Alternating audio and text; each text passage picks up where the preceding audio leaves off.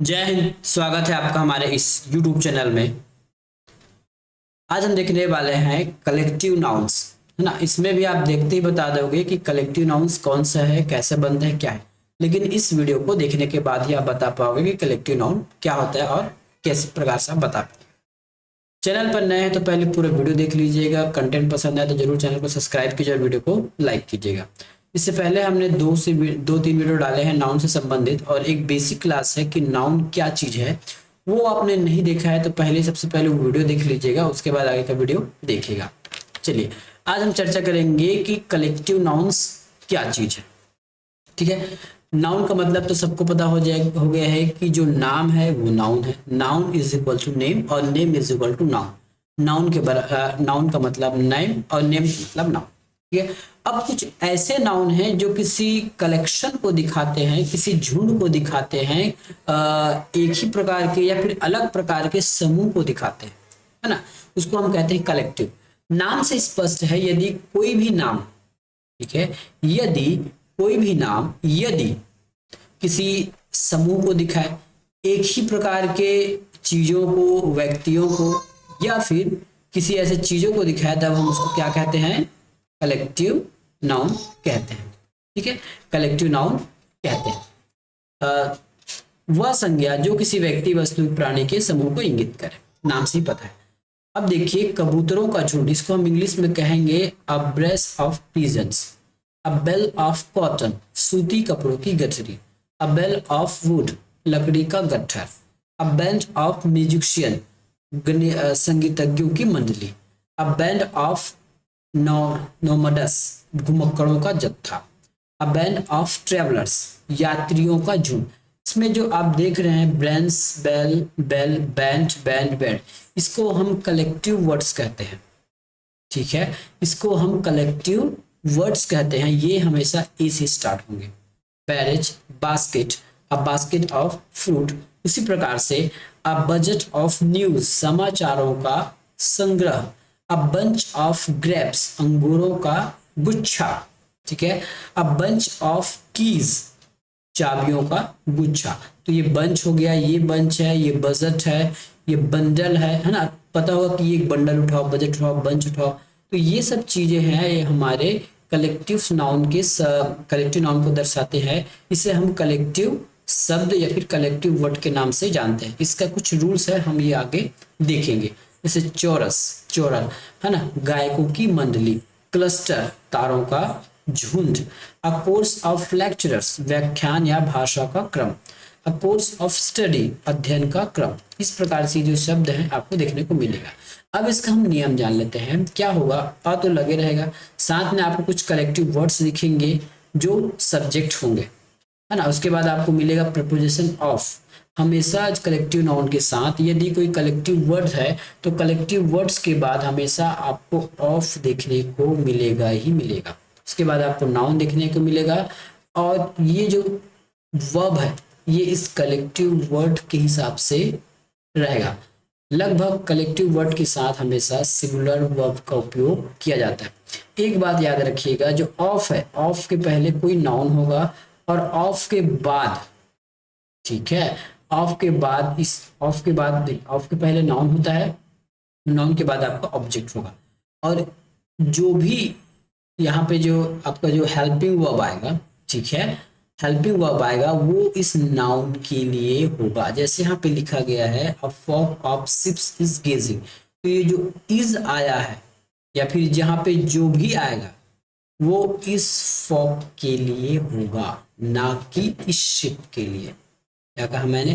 जैसे इसमें आपको इंगित किया गया है कलेक्टिव वर्ड के लिए ही वर्ब का उपयोग होगा, हेल्पिंग वर्ब का उपयोग होगा, न कि यहाँ पे लिखे किसी शब्द के या नाउन के लिए।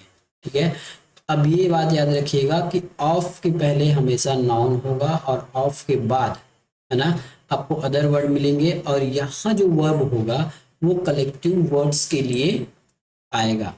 ठीक है, यहाँ जो वर्ड होगा वो कलेक्टिव वर्ड्स के लिए आएगा। अब हम देखते हैं कुछ चीजें हैं जो आपको यहाँ देखनी होगी। A flock of ships is gazing in the field. ठीक है, हमको सिंगुलर वर्ब चाहिए, यहाँ सिंगुलर वर्ब है। ठीक है, फिर भी ये गलत है। क्यों? क्योंकि ये क्वेश्चन आपको हर बार पूछेगा। शिप मतलब होता है भेड़, और शिप का कभी भी शिप्स नहीं होता है, ठीक है। शिप का कभी भी शिप्स नहीं होता है, इसका बहुवचन शिप्स नहीं होगा, शिप का शिप ही होगा। इसका एक वचन बहुवचन आपको इस प्रकार से देखने को मिलेगा, ठीक है। तो ये शिप का शिप्स नहीं होगा, तो पहला भी गलत और दूसरा भी गलत, ठीक है। अभी हम इज आर में चर्चा ही नहीं कर रहे। अब इसमें देखिए, ऑप्शन नंबर सी में a flock of ships is gazing in the field, ये बिल्कुल सही होगा। क्यों? क्योंकि ये फॉक आया है, और ये फॉक जो है ना, ये आपका एक वचन वर्ब लेगा, सिंगुलर वर्ब लेगा। सिंगुलर वर्ब क्या है हमारे पास? इज है। यही अगर आर लिखा होता तो ये सेंटेंस गलत हो जाता, ठीक है। यहाँ शिप ठीक है, लेकिन यहाँ आर लिखा होता तो गलत हो जाएगा। रूल याद रखिएगा, कलेक्टिव वर्ड्स के साथ हमेशा आपका सिंगुलर वर्ब यूज होगा। उसी प्रकार a herd of dear is running, यहाँ भी इज है तो ये भी सही हो गया, ठीक है। A team of player is playing in the cricket, ठीक है। यहाँ प्लेयर होगा, यहाँ देख इज आया है, इस किसके लिए है? टीम के लिए है, ठीक है। यहाँ प्लेयर्स देखिए, अब यहाँ कुछ अलग कंडीशन है। यहाँ प्लेयर का प्लेयर्स हो सकता है, ठीक है। यहाँ प्लेयर का प्लेयर्स हो सकता है, क्योंकि यहाँ पे कलेक्टिव वर्ड्स लिखा है और ऑफ है ना। जब भी हेल्पिंग वर्ब आएगा तो ऑफ के पहले, ठीक है, जब भी हेल्पिंग यदि ऑफ लगा है, प्रीपोजिशन यदि ऑफ लगा है, तो ऑफ के पहले जो शब्द होगा, जो वर्ड होगा, उसके लिए हेल्पिंग वर्ब आएगा, ना कि इस प्लेयर के लिए। क्या कहा मैंने? यदि ऑफ लगा है तो ऑफ के पहले, ठीक है, ऑफ के पहले यदि कोई शब्द है तो उस शब्द के अनुसार इस हेल्पिंग वर्ब का उपयोग किया जाएगा, ठीक है। ऑफ के पहले जो वर्ड है उसके लिए उस हेल्पिंग वर्ब का उपयोग किया जाएगा। बहुत बच्चे एग्जाम में क्या करके आएंगे? प्लेयर इज करेंगे और प्लेयर आर, दोनों सही करके आ जाएंगे, ठीक है। केवल प्लेयर्स होता तब हम आर लगा देते, क्योंकि यहाँ ऑफ लगा है और ऑफ के पहले हमारे पास कलेक्टिव वर्ड है, और कलेक्टिव वर्ड का रूल है कि कलेक्टिव वर्ड हमेशा सिंगुलर लेगा। इसके हिसाब से ये बिल्कुल सही ऑप्शन है। और कलेक्टिव वर्ड के हिसाब से यदि हेल्पिंग वर्ब आना है तो यहाँ प्लूरल हो गया, तो ये गलत हो गया, ठीक है। तो इस प्रकार आपको कलेक्टिव वर्ड्स के कुछ नियम याद रखने हैं। आगे हम देखते हैं कुछ कलेक्टिव वर्ड्स हैं जो दो तीन चीजों से मिलकर बना होता है। इसमें सबसे पहला ऑप्शन है हमारा फ्रैक्शनल कलेक्टिव नाउन्स, ठीक है, फ्रैक्शनल कलेक्टिव नाउन। अब फ्रैक्शनल कलेक्टिव नाउन क्या होता है? क्रिएटेड बाय डिफरेंट आइटम, कुछ ऐसे कलेक्शन है जो अलग अलग चीजों से मिलकर बना है लेकिन एक समूह है। जैसे हम बात करें फर्नीचर, क्या फर्नीचर में केवल चेयर होता है? जैसे मैंने दिया हाथ पे चेयर बना दिया। क्या फर्नीचर में केवल सोफा होगा? क्या केवल आप एक सोफा को फर्नीचर कह सकते हैं? क्या एक चेयर को फर्नीचर कहा जा सकता है? क्या एक टेबल को फर्नीचर कहा जा सकता है? ऐसा नहीं है ना। कोई दुकानदार आए आपको बोले कि ये टेबल है और ये फर्नीचर है ना, तो ऐसा नहीं होगा। फर्नीचर एक कॉम्बिनेशन होता है, टेबल, कुर्सी, सोफा एक्सेट्रा, जितने भी हमारे वहां पे जैसे टेबल, कुर्सी, चेयर, ये सब मिला के फर्नीचर बनता है। एक अकेले चेयर को आप फर्नीचर नहीं कह सकते, एक अकेले सोफा को आप फर्नीचर्स नहीं कह सकते, वो अपने आप एक ग्रुप होता है। सारे टेबल, चेयर, सोफा, बेड, इन सबको मिला के फर्नीचर कहा जाता है ना। वही कहा गया है created by different item, different item से जो बना होता है वो फर्नीचर होता है, ठीक है। उसी प्रकार दूसरा वर्ड है सीनरी। सीनरी का जैसे हम बचपन में बनाते थे कुछ इस प्रकार से, है ना, जैसे पहाड़, पहाड़ के बाद ऐसे एक ये हमने बना दिया सूर्य, सूर्य बाद एक बहता हुआ नदी, नदी के बाद एक हमने यहाँ बना दिया पौधा, ठीक है। ये इस प्रकार से हमने ये पौधा बना दिया, या फिर बचपन में हम ऐसा वाला पौधा बनाते थे, ये ऐसा, है ना। तो ये सभी चीजें सीनरीज होती है। केवल इस पेड़ को हम सीनरीज नहीं बोल सकते, केवल इस पहाड़ को सीनरीज नहीं कहेंगे, केवल एक सूर्य को या फिर केवल एक रोड को या फिर झरने को हम सीनरीज नहीं करते। एक कॉम्बिनेशन है जिसमें एक पहाड़ होगा, एक बहती नदी होगी, एक उजाला वाला सूर्य होगा, कुछ पौधे होंगे, कुछ यहाँ पे चिड़िया उड़ रहे होंगे, है ना। तो इन कंप्लीट चीजों को हम सीनरी कहते हैं, है ना। एक आपके घर में फोटो लगा होगा, इसमें एक पेड़, पौधा, पहाड़, झरना, चिड़िया उड़ने वाला, सूर्य वाला, तो इन सभी चीजों को हम सीनरी कहते हैं। क्या कहते हैं? इन सभी चीजों को हम सीनरीज कहते हैं। इसके बाद उसी प्रकार से पोएट्री, पोएट्री भी बहुत सारी चीज, बहुत सारी इसको नहीं बोल सकते, इसमें बहुत सारी रचनाओं को हम पोएट्री कहते हैं। केवल एक चीज को हम पोएम कह सकते हैं ना, जैसे 4 लाइन की कोई कविता है उसको हम पोएम कह सकते हैं। लेकिन जो रचना होती है, देखिए पोएट्री का मतलब होता है रचना, ठीक है। जैसे आप यदि इंग्लिश के बैकग्राउंड होंगे तो आप पता होगा, पोएट्री का मेन मकसद होता है या फिर मेन कहा जाए तो पोएट्री का मतलब होता है रचना, चाहे वो गद्य हो या पद्य हो, ठीक है। पोएट्री का मतलब होता है रचना जो इंग्लिश में लिखी गई हो, तो वो पोएट्री हो गया। ज्वेलरीज, क्या केवल आप एक हार को ज्वेलरीज कह सकते हैं? क्या केवल एक कान की बूंदे को ज्वेलरीज कह सकते हैं? क्या एक नाक में पहनने वाले, हाथ में पहनने वाले, पैर में पहनने वाले को ज्वेलरीज कह सकते हैं? नहीं, उन सारे समूह को, है ना, हाथ, कान, नाक, गला, ये सारे समूह मिलकर ज्वेलरीज बनाते हैं। तो ये भी डिफरेंट टाइप के आइटम का हो गया।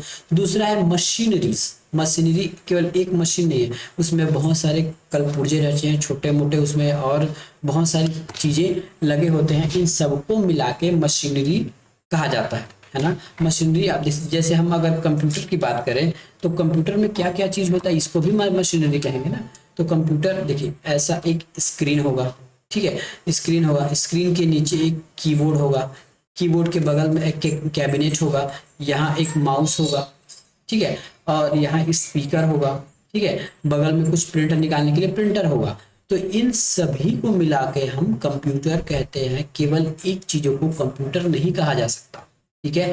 केवल मॉनिटर को कंप्यूटर नहीं कह सकते, केवल माउस को, कीबोर्ड को, स्पीकर को, प्रिंटर को, इन सबको हम कंप्यूटर नहीं कह सकते। इन सभी को मिला के कंप्यूटर बनता है। उसी प्रकार ये मशीनरीज है, ठीक है। तो इस प्रकार के जो कलेक्टिव वर्ड्स हैं, है ना, फर्नीचर भी कलेक्टिव वर्ड है ना। फर्नीचर किसका कलेक्टिव वर्ड है? बहुत सारे फर्नीचर्स का, बहुत सारे टेबल, कुर्सी, चेयर, सोफा, बेड और डिफरेंट टाइप के आपके टी टेबल, डाइनिंग टेबल और बहुत सारी चीजों मिलाकर फर्नीचर बनते हैं।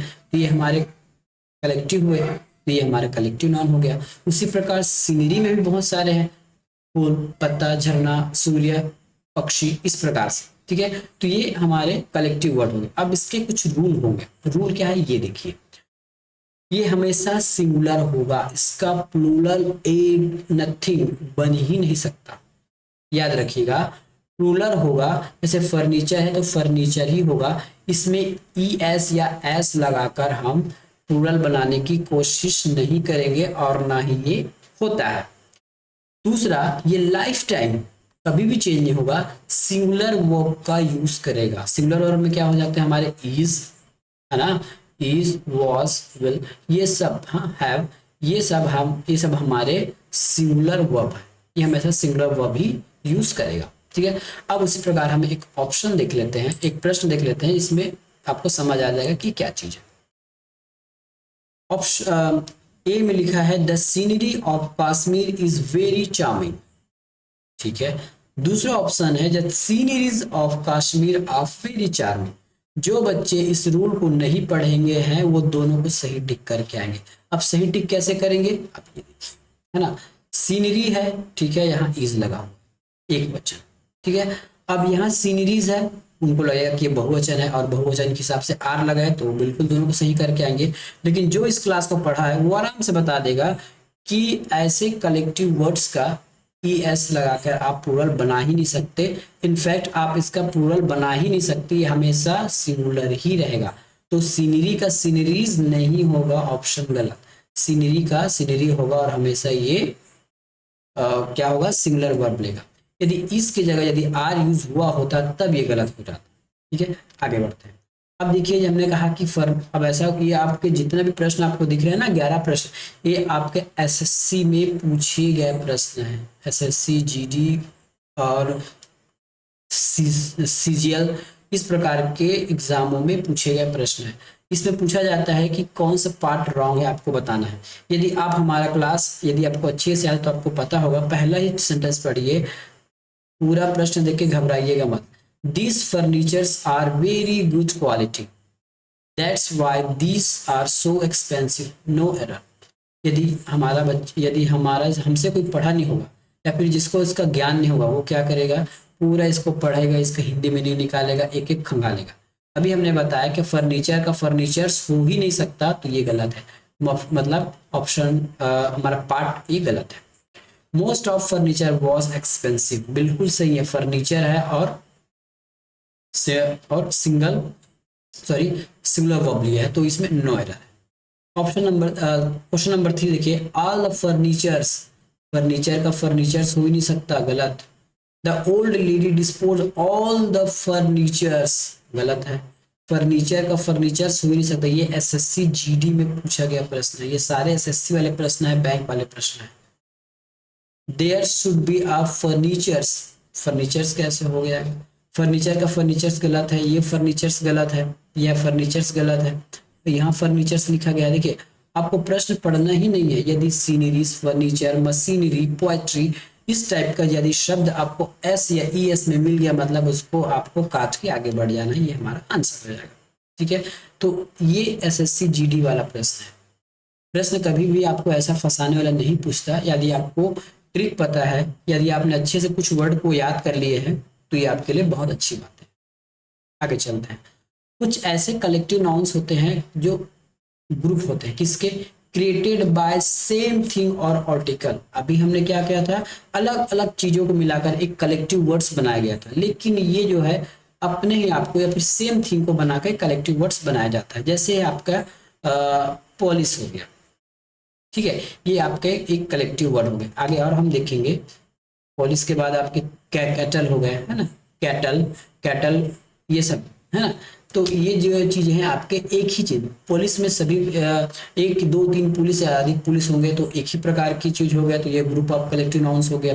अब इसके रूल क्या है, ये देखिए, ये हमेशा प्लूरल रहते हैं क्योंकि एक ही प्रकार के। इससे पहले हमने क्या देखा था, जो फंक्शनल कैरेक्टर था उसमें क्योंकि वो अलग अलग आर्टिकल से बना था, इसलिए वो सिंगुलर था, वो लाइफ टाइम सिंगुलर था, ये लाइफ टाइम प्लूरल है और वह भी प्लूरल लेगा।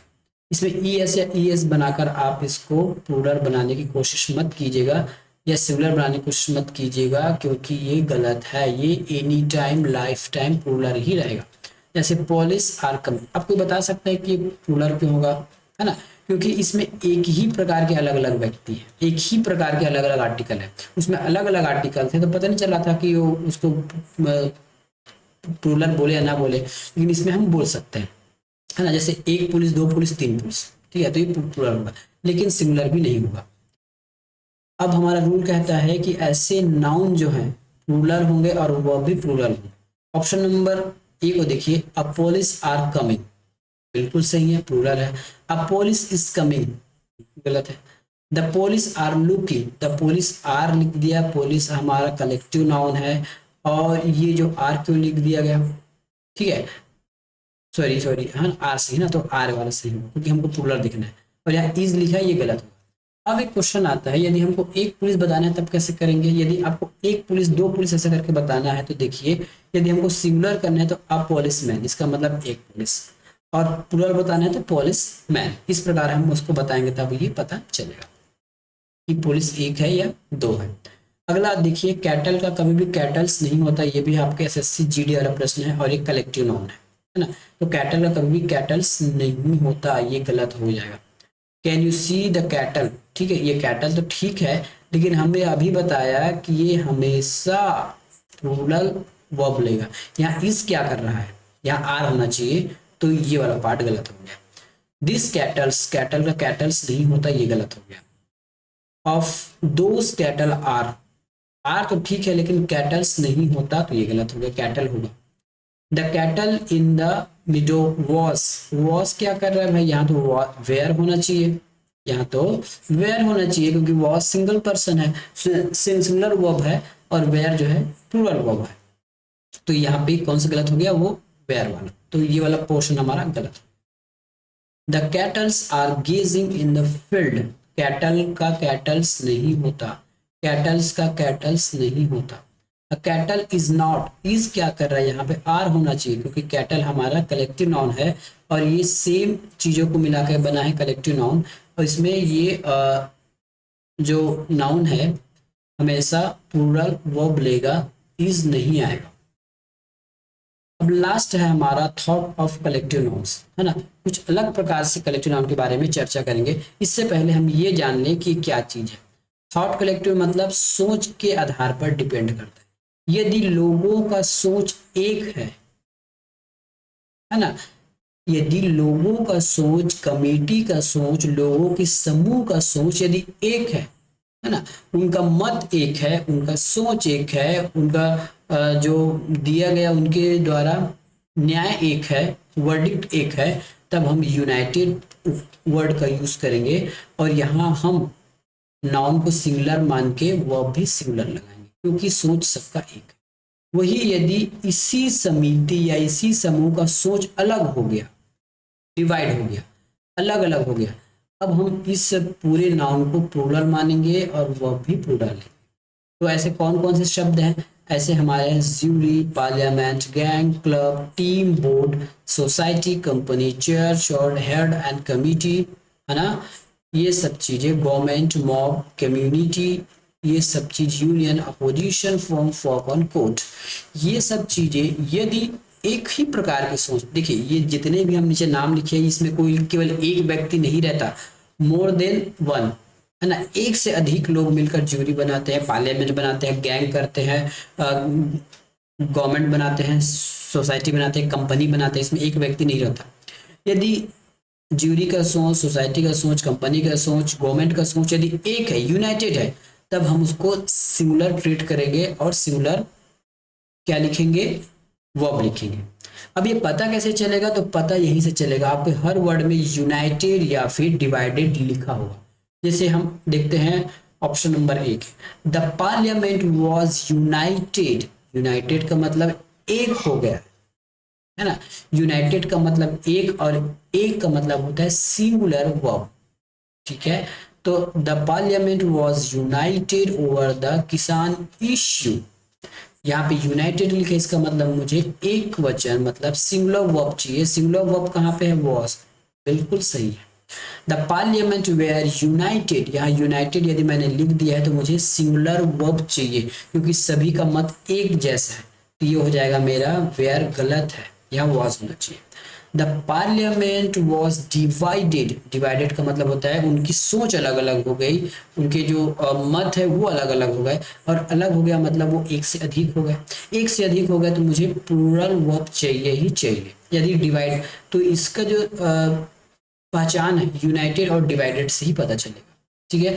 ऐसे शब्दों में, ऐसे वाक्यों में आपको यूनाइटेड और डिवाइडेड लिखने मिलेगा। एक शब्द में याद रखिए, यदि यूनाइटेड दिखा तो मुझे सिंगुलर वर्ब चाहिए, डिवाइडेड दिखा तो मुझे प्लूरल वर्ब चाहिए। एग्जाम में ऐसे यदि प्रश्न आ गया तब आप इसको कैसे हल करोगे, इसको देखिए ऑप्शन। ये तो मैंने पढ़ाने के लिए आपको इतना लंबा बता दिया। यदि एग्जाम में यही प्रश्न आपको पूछ दिया तब क्या करोगे? जैसे यूनाइटेड देखोगे तो मुझे सिंगुलर वर्ब चाहिए, जैसे ही आप डिवाइडेड देख लिए तो मुझे प्लूरल वर्ब चाहिए। यदि आपने यूनाइटेड देखा तो मुझे सिंगुलर वर्ब चाहिए ही चाहिए। यहाँ वॉज है, ये बिल्कुल सही है। यहाँ वेयर है, ये बिल्कुल गलत है।